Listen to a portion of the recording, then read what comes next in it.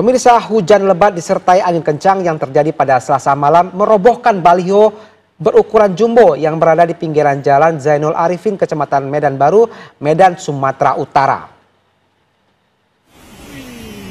Peristiwa robohnya baliho besar ini mengakibatkan 3 mobil yang sedang parkir rusak parah setelah tertimpa tiang baliho.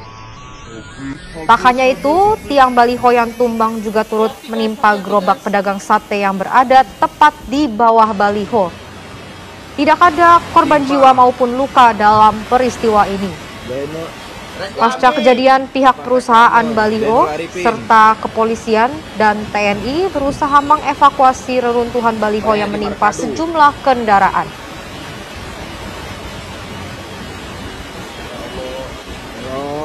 Orang yang di dalam itu